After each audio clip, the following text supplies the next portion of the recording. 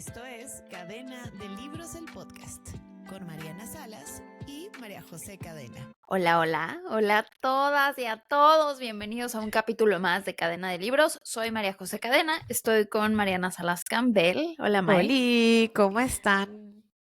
Pues ¿Cómo estás también? ya con todo. Yo siento que ya con todo en esta rutina de los libros, gracias a toda nuestra comunidad que nos está siguiendo semana con semana en estos episodios, cada semana, cada martes que estamos subiendo por acá. Gracias a nuestra comunidad en YouTube que también ha regresado Ay, y muy sí, lindo, ¿no? sí, muy lindo porque fíjate que yo estaba como con esta incertidumbre de YouTube porque siento que todo el mundo ahora sube cosas a YouTube, ¿no? Entonces como que mi lado que no le tenía mucha fe al YouTube, como que dije, bueno, o sea, pongámoslo y va a costar muchísimo como que llegue a las personas y tal. No, ahí vamos, incluso superando números de otras temporadas. Entonces, me parece que está muy interesante esta llegada a YouTube para que también lo puedan ver. Nos abre puertas a más lugares, me parece a mí, entonces está lindo. Y a otros públicos, porque es diferente el Exacto. público que nos escucha en Spotify. Hola, si nos escuchan en Hola. Spotify, a que nos escuchen en Apple Podcast, a que nos escuchen ahora en YouTube. Entonces, pues si están llegando, bienvenidas, bienvenidos, bienvenides. Y si no, y si ya nos acompañan, toda nuestra gratitud. Hoy traemos un libro bien interesante. Yo se lo propuse a Mariana Es a correcto. finales del año pasado y vamos a hablar de cosas no tan lindas. O sea, venimos de iniciando un año así vamos a invitar a sentir nuestros sentimientos, vaya la redundancia. Venimos de una supernovela que es Lecciones de Química de Bonnie Garmus, padrísima, que la disfrutas y que te deja este sabor de boca delicioso de haber leído un libro, a pasar a algo que habla de cosas que son bien duras. Las memorias de una persona que tiene una vida muy difícil, tiene una vida que aparentemente parece perfecta. ¿Por qué? Porque tiene em, todas estas cualidades superficiales que le damos como de una persona exitosa, ¿no? Fama, dinero, eh, y que la realidad es diferente. Y este libro además se junta con el fallecimiento de su autor, lo cual creo que es una arma de doble filo y ahorita lo vamos a platicar, y es que es el libro autobiográfico del actor comediante Matthew Perry.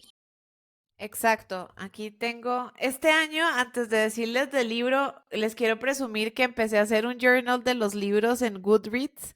En GoodNotes me encontré, perdón, una plantilla y entonces por eso si volteo a ver es que aquí tengo las notas, perdón.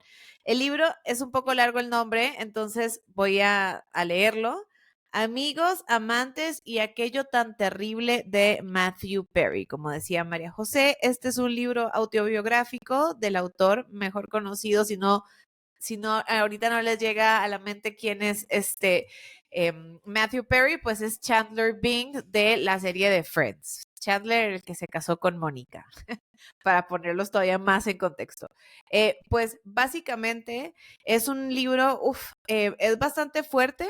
Yo como que sí me tardé un poco en irlo audio leyendo, además lo audio leí y es bien raro como que escuchar la voz de alguien que ya se murió. A mí me pareció como una experiencia rara, ¿no? Siempre se agradece cuando un autor te lee el libro y como que dices, ay, qué cool, ¿no?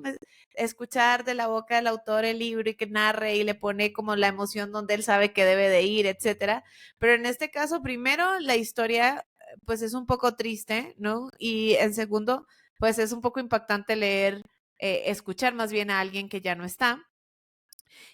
Yo la verdad lo disfruté bastante, a pesar de que es un libro complejo, pero básicamente de lo que se trata es una narración del porqué de muchas cosas en su vida, del por qué es una persona con adicciones, bueno, fue una persona con muchas adicciones, del por qué incluso era chistoso y cómo él utilizó la comedia desde muy niño como un salvavidas y eso a mí me conmovió muchísimo, muchísimo, porque creció en un hogar pues un poco disfuncional y eso hace que su mamá como que tome ciertas responsabilidades de padre y madre en cierto momento y trabaja mucho y él empieza como a forjar este carácter chistoso para llamar la atención de su mamá porque sí, bueno, ahorita ahondo más en eso, pero como que es la historia, a mí me pareció la historia de un niño que se convirtió en un adulto muy triste, a pesar de que lo tenía todo y que nosotros podemos creer cuando vemos estos actores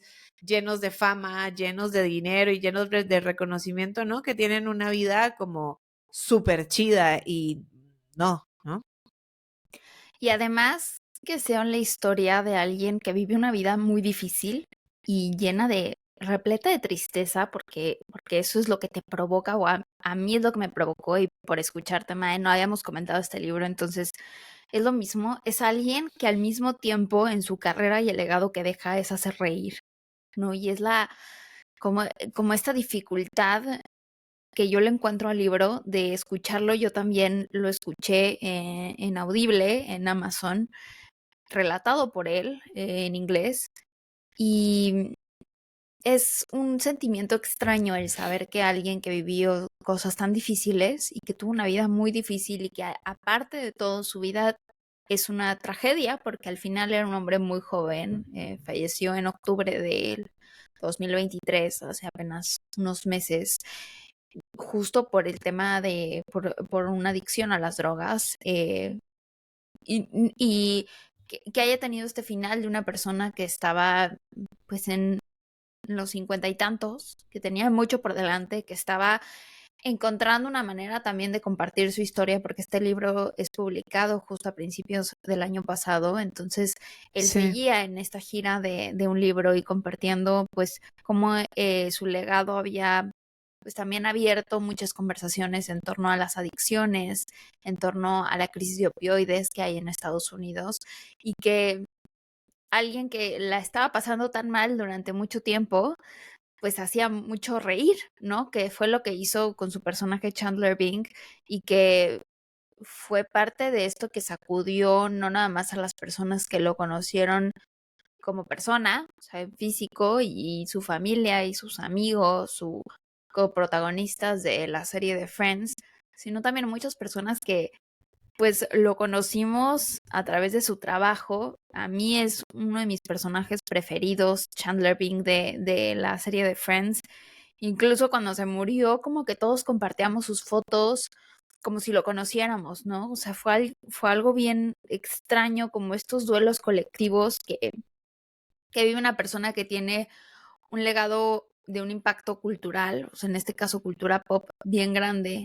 Yo recuerdo mucho ver la serie de Friends con mi mamá, y que era un momento que nos gustaba. De hecho, me acuerdo la última temporada que le estaban pasando aquí en México, y que era como al mismo tiempo y yo quería saber en qué iba a terminar, ¿no? Y llegaba de la escuela Sí. y veía la repetición con mi mamá. Y mucho de la idea que yo me hice, por ejemplo, de crear un matrimonio y una familia fue cosas que yo vi con Mónica y Chandler. Tan es así que, Ok, wow, bueno, qué ahorita fuerte. lo podemos platicar, pero justo Wow. como cosas que yo, o sea, cómo te puede influir alguien en la vida. Esto no se trata de mí, pero cómo te puede influir alguien y que de repente conoces su vida y su historia, y pasan Sí. tragedias así, y sí te conmociona.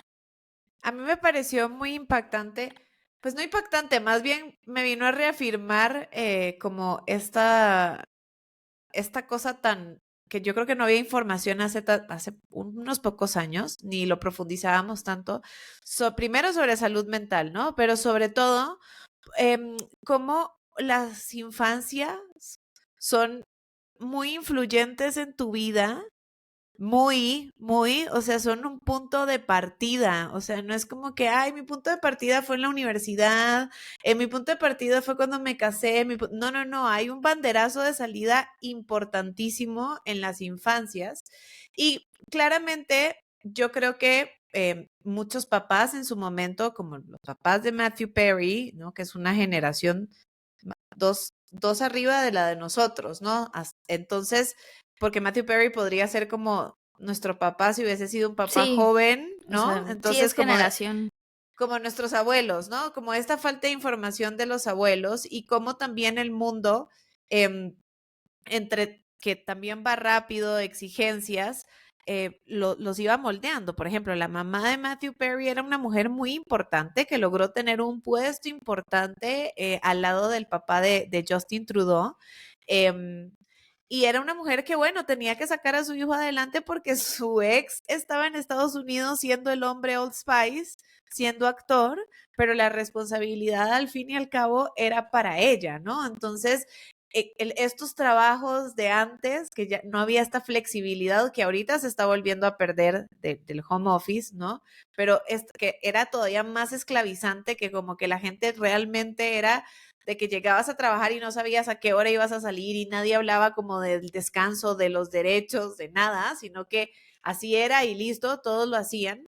Pues la señora, para sacar a su hijo adelante, tuvo que volverse inmersa en esta situación, y Matthew creció solo, muy solo. Entonces, también es muy interesante ver cómo se siente un niño también cuando su mamá rehace su vida y llega una pareja que empieza a fungir como papá, pero al final esa persona, por más que te quiera, pues no es tu papá. Y cuando vienen hermanos y la falta de información de cómo hacer bien ese approachment, ¿no? Para que todo el mundo se sienta cómodo, etcétera. O sea, como que siento que fue la consecuencia su infancia de mucha desinformación, que lo llevó a él a ser un niño súper solo, y que la comedia era, él vio en la comedia una manera de salir adelante y de tener un poco de salud mental, porque narra él, a mí me conmovió mucho cuando, no sé si a vos te pasó lo mismo, pero cuando él dice de que él aprendió a hacer chistes porque su mamá y él era cuando tenían como tiempo cuando tenían tiempo era cuando estaban como cenando o a la mesa, y que era la manera en que él sentía que estaba entreteniendo a su mamá y su mamá le estaba poniendo atención. O sea, él usa la comedia como un vehículo para conectar con su mamá muy ocupada, y a mí me conmovió porque qué duro que un niño tenga que buscar una herramienta, ¿no? Cuando es algo que no debería de estar exigiendo, o sea, como alzando las manitas para que se le preste atención. Qué importante punto tocas, y es lo interesante de leer memorias de personas, porque lo que a ti te puede trastocar más, a mí tal vez me deja algo diferente, una parte distinta del libro. Y esto que tocas de las infancias es una discusión gigantesca. Más bien no es una discusión, es un tema que tenemos que hacernos conscientes, ¿no? De cómo podemos generar que las personas tengan infancias en donde haya no tanto dolor o sufrimiento o traumas, y entender de una manera muy compasiva otras realidades de tal vez otras generaciones que no tenían esas herramientas. A mí algo muy importante, que me dejó mucho el libro, es otro tema que hace mucho no se hablaba. Y bueno, es un tema que todavía ahorita ya han salido más series y libros y películas y que hablan de la crisis de opioides en Estados Unidos. Y no es en Estados Unidos nada más, es en todo el mundo. México, por ejemplo, es un país muy cerca de Estados Unidos y también hay una crisis de opioides muy fuerte. De estos medicamentos para tratar el dolor que empezaron a prescribir las y los médicos, sobre todo en los 90, 2000, y que estas personas dedicadas a la salud, tenían ventajas económicas prescribiendo este tipo de medicamentos muy fuertes para tratar el dolor, que iban desde un accidente de jet ski, o sea, de una moto acuática, como este actor canadiense, estadounidense, Matthew Perry, tiene grabando justo una película, eh, que esto puede, o sea, una prescripción de un medicamento para tratar el dolor, una prescripción irresponsable, puede provocar y desencadenar una adicción con una persona que ya tenía tendencias adictivas, que su personalidad ya tiene tendencias a la depresión, a la ansiedad, al abusar de sustancias, de drogas, del alcohol, y cómo la decisión de un profesional de la salud, una decisión irresponsable en torno a la crisis de opioides, puede desencadenar el detrimento de la vida de alguien de esa manera. Y es lo que sucede con él. O sea, él empieza, mientras va creciendo y empieza a buscar su carrera de actor, reconectando igual con su papá en Estados Unidos, ahora en California, empieza pues a abusar de sustancias, de las fiestas, de la droga, del alcohol, de todo.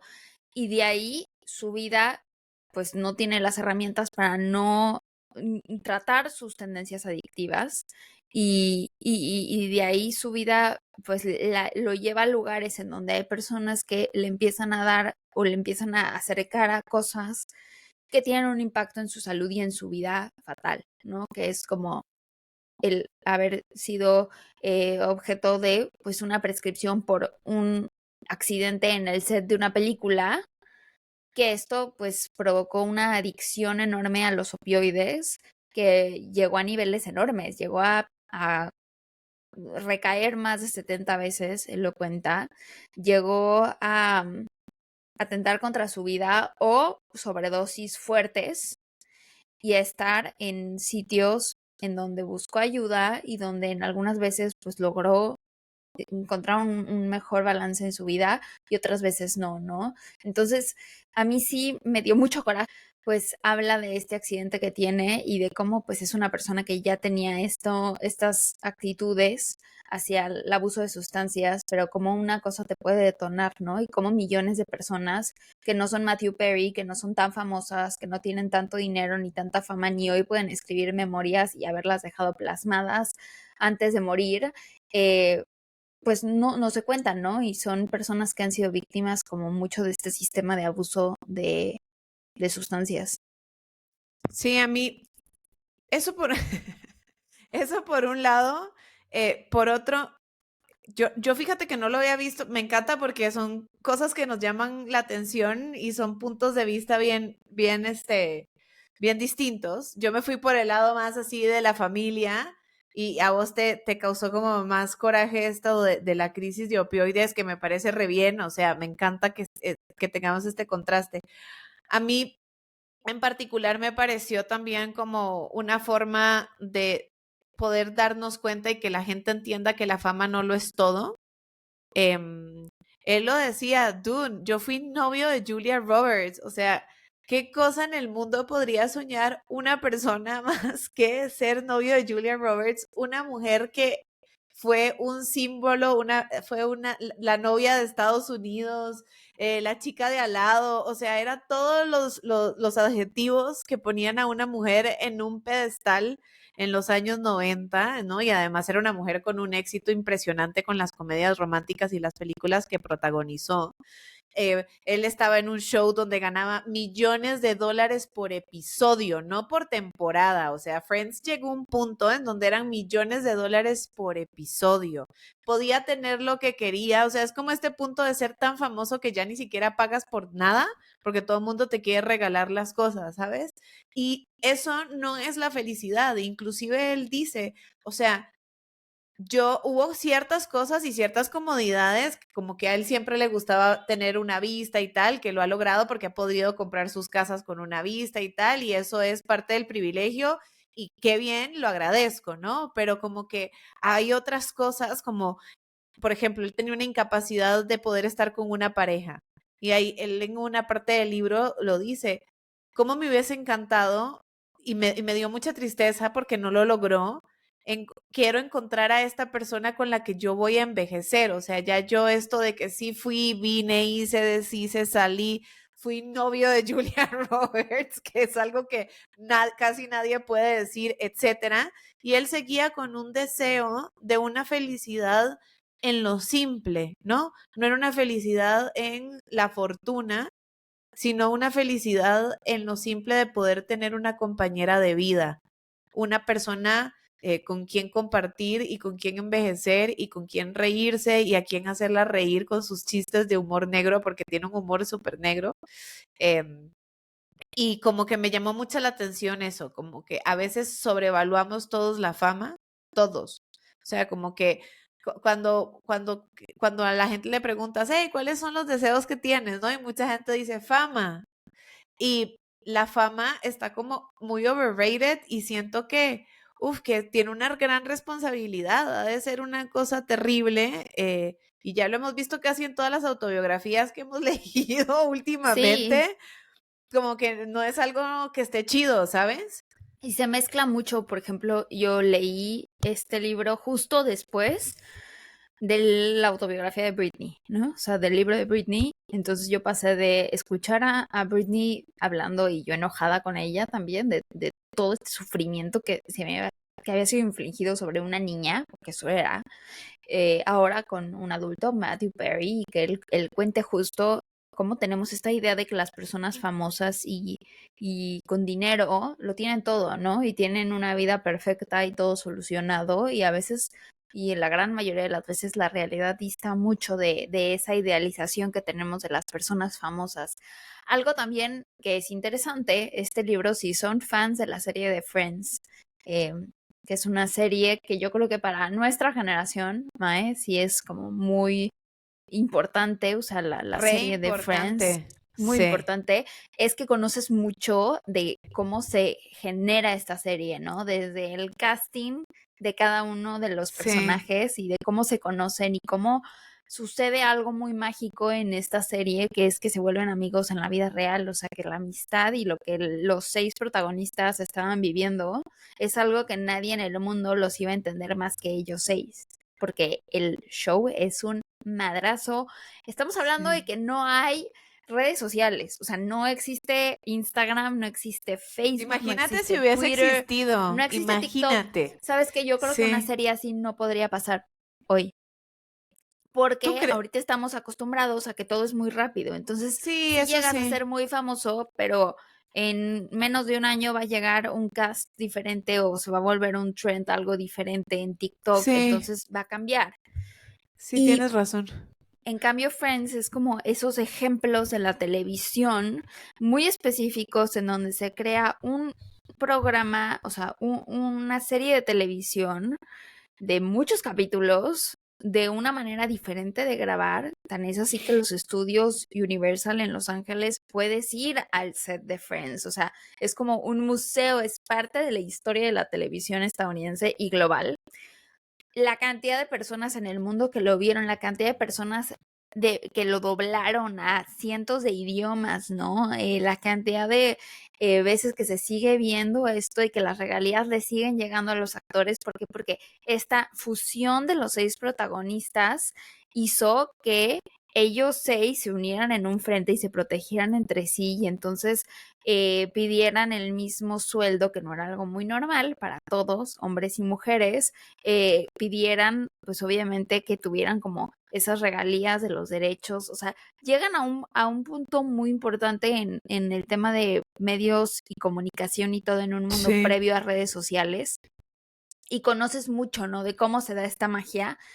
Hay una parte que también me hizo llorar mucho, que es cuando Jennifer Aniston habla con él, o sea, que ellos eran los únicos que, o sea, Matthew Perry era la única persona que conocía previo a llegar a Friends, a la serie, Jennifer Aniston. De hecho, hay como un tema ahí que un día le invitó a salir y fue súper random y ya luego nunca hablaron y se volvieron a ver en el cast de Friends.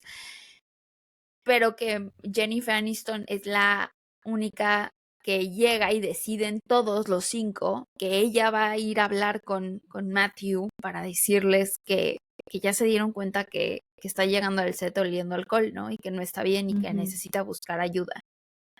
Y es un momento muy sensible del libro porque pienso mucho y cuando lo estaba escuchando pensaba mucho en cuando se da la noticia de la muerte de Matthew Perry y que sus amigos y coprotagonistas de Friends no comparten nada de Matthew Perry al momento de su muerte y deciden sacar un comunicado en conjunto, los 5, hablando de la muerte de su amigo y que necesitan tiempo para como para absorber esa noticia tan choqueante y comparten semanas después de la muerte de Matthew cada quien un mensaje que si lo lees lloras con cada uno de los 5 mensajes que dejan porque habla de cómo él siempre estuvo buscando esta familia y lo encontró a través de su trabajo y de hacer reír y A la gente.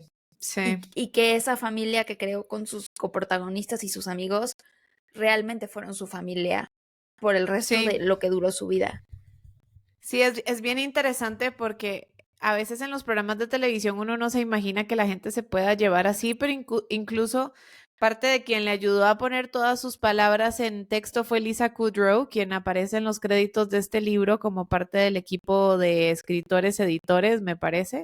Así que al final él pudo no solo trabajar con quienes se convirtieron en su familia, sino involucrarla en el que yo creo que fue el mayor, después de Friends, este libro me parece que pudo haber sido uno de los proyectos más importantes de su vida, ¿no?